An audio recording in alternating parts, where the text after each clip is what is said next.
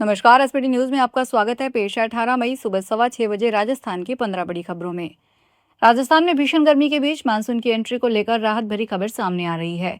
माना जा रहा है कि इस बार राजस्थान में मानसून तय समय से पहले दस्तक दे सकता है। वैसे तो राजस्थान में मानसून 25 जून के आसपास प्रवेश करता है, लेकिन इस बार मानसून के 5 दिन पहले पहुंचने की संभावना जताई जा रही है।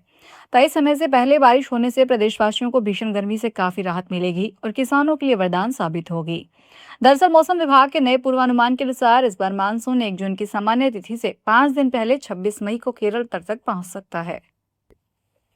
राष्ट्रपति द्रौपदी मुर्मू ने उच्चतम न्यायालय में न्यायाधीशों की संख्या 34 से बढ़ाकर 38 करने के केंद्रीय मंत्रिमंडल के निर्णय को मंजूरी दे दी है। केंद्रीय कानून मंत्री अर्जुन राम मेघवाल ने रविवार को सोशल मीडिया पर यह जानकारी दी। उन्होंने बताया कि राष्ट्रपति ने उच्चतम न्यायालय संशोधन अध्यादेश 2026 जारी करने की मंजूरी प्रदान कर दी है।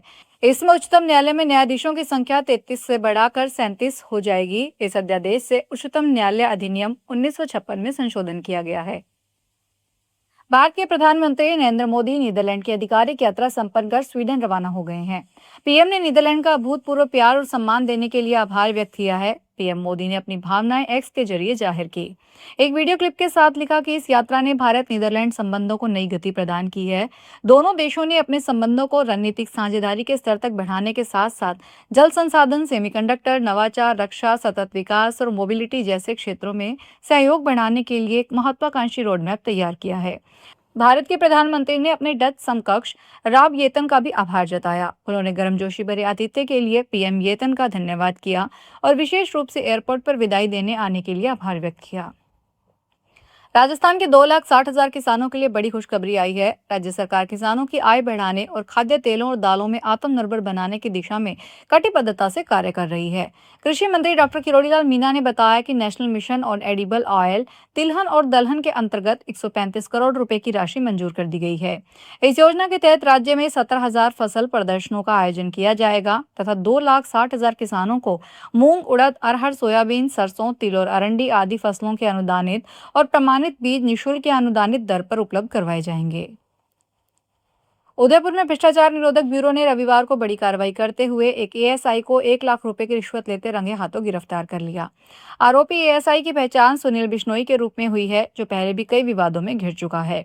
जानकारी के अनुसार आरोपी एएसआई ने रेप के प्रयास और छेड़छाड़ से जुड़े मामले में मुकदमा दर्ज नहीं करने की एवज में परिवादी से रिश्वत की मांग की थी। आरोप है कि वह लगातार परिवादी को केस में फंसाने और डराने की धमकी देकर पैसों की मांग कर रहा था।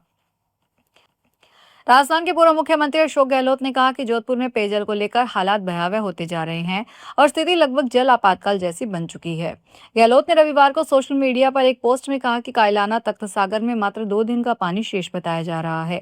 करीब 20 लाख की आबादी वाला शहर प्यास के कगार पर खड़ा है और सरकार मौन है। राजस्थान सरकार जल्द ही करीब 9,000 पदों पर भर्तियां निकालने जा रही है। राजस्थान कर्मचारी चयन बोर्ड की ओर से basic computer operator, senior computer operator और फिजिकल ट्रेनिंग इंस्ट्रक्टर के पदों पर भर्ती प्रक्रिया शुरू की जाएगी। इसके लिए आवेदन प्रक्रिया इस महीने के अंत या जून से शुरू होने की संभावना है। परीक्षाओं का आयोजन अगस्त और सितंबर में किया जाएगा। बोर्ड के अध्यक्ष आलोक राज ने बताया कि बोर्ड स्तर पर तैयारियां पूरी कर ली गई है। इन भर्तियों के लिए 18 से 40 साल तक के अभ्यर्थी आवेदन कर सकेंगे। आयु सीमा में आरक्षित वर्गों को नियमानुसार छूट भी मिलेगी। राजस्थान की राजनीति से आज एक बेहद दिलचस्प तस्वीर सामने आई है। प्रदेश की उप मुख्यमंत्री दिया कुमारी रविवार को अपनी आलीशान गाड़ियों का काफिला छोड़कर सीधे जयपुर रेलवे स्टेशन पहुंच गई। उन्होंने वहां से अजमेर के लिए आम पैसेंजर्स के साथ ट्रेन में सफर किया। डिप्टी सीएम को अपने बीच इस तरह साधारण तरीके से यात्रा करते देख ट्रेन में बैठे लोग भी हैरान रह गए। स्टेशन से लेकर ट्रेन के डिब्बे के अंदर तक यात्रियों में भारी उत्साह देखा गया। दिया कुमारी ने जयपुर से अजमेर के बीच पूरे रास्ते यात्रियों के साथ बेहद आत्मीय संवाद किया। उन्होंने लोगों से सीधे जुड़कर उनके अनुभव जाने। भारतमाला एक्सप्रेसवे पर तेज रफ्तार स्कॉर्पियो अनियंत्रित होकर पलट गई। हादसे में एक ही परिवार के 3 लोगों की मौत हो गई, जबकि 3 गंभीर रूप से घायल हो गए। सभी घायलों को बालोतरा के जिला अस्पताल में भर्ती करवाया गया। हादसा बालोतरा के जसोल थाना क्षेत्र में असोतरा के पास भारतमाला एक्सप्रेसवे पर रविवार दोपहर करीब 12 बजे हुआ। हादसे की सूचना मिलते ही पुलिस मौके पर पहुंची। आसपास मौजूद लोगों की मदद से घायलों को हॉस्पिटल पहुंचाया गया। कोटा मंडल में त्रिवेंद्रम हजरत निजामुद्दीन राजधानी एक्सप्रेस के 2 कोच में आग लग गई। हादसा रविवार सुबह करीब 5:15 बजे कोटा मंडल के लूनी रीचा विक्रमगढ़ आलोट स्टेशन के बीच में हुआ। आग ट्रेन के कोच नंबर B1 और उसके पीछे लगे सेकंड लगेज कम गार्ड वैन में लगी थी। हादसे की जानकारी के बाद कोटा जंक्शन पर हूटर बजने लगे। राहत और बचाव टीम मौके के लिए रवाना हुई। Senior division commercial manager Saurabh Jain ने बताया कि कोच में 68 यात्री सवार थे। आग लगने की खबर गार्ड ने सबसे पहले लोको पायलट को दी। इसके बाद ट्रेन को रुकवाया गया। राजस्थान में पेट्रोल डीजल की सप्लाई और बिक्री को लेकर हालात तेजी से बदल रहे हैं।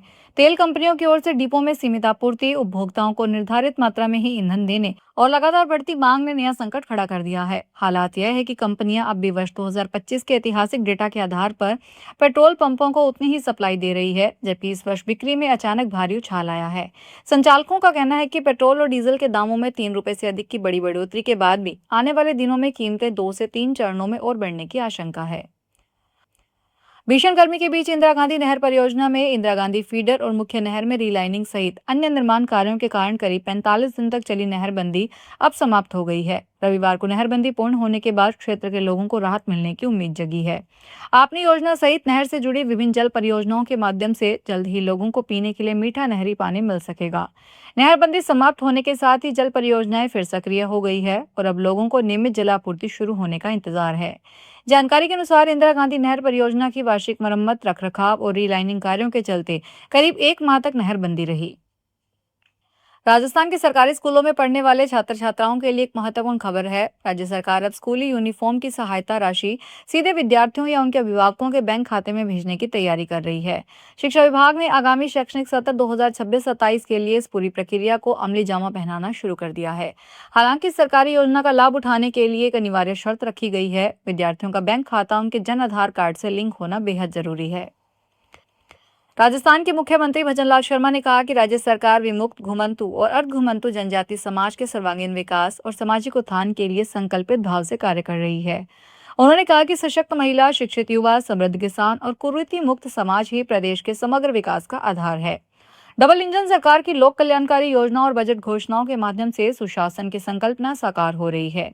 मुख्यमंत्री भजनलाल शर्मा से रविवार को मुख्यमंत्री निवास पर गडरिया, गाडरी, गायरी, धनगर, पाल, बघेल सहित विमुक्त, घुमंतु और अर्धघुमंतु जनजाति समाज के प्रतिनिधिमंडल ने मुलाकात की।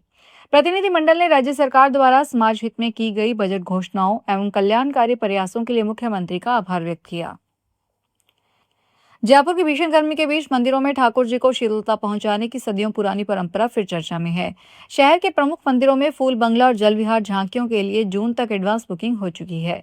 मोगरा, केवड़ा और गुलाब से सजाए जाने वाले ये दिव्य महल सिर्फ सजावट नहीं बल्कि भक्तों की गहरी आस्था का प्रतीक है। खास बात यह है कि सोशल मीडिया और इंस्टाग्राम रील्स के कारण अब युवा भी इस परंपरा से तेजी से जुड़ रहे हैं। शहर के प्रमुख देव स्थानों से अभी से जून के महीने तक के लिए फूल बंगला और जलविहार झांकियों की ताबड़तोड़ एडवांस बुकिंग हो चुकी है। भक्त अपने आराध्य को चिलचिलाती धूप से बचाने के लिए पलक पावड़े बिछाए बैठे हैं। अगर आप भी अपने आसपास की छोटी बड़ी और महत्वपूर्ण खबरों से अपडेट रहना चाहते हैं तो सब्सक्राइब कीजिए हमारे चैनल SBT न्यूज को और प्रेस कीजिए बेल आइकन पर।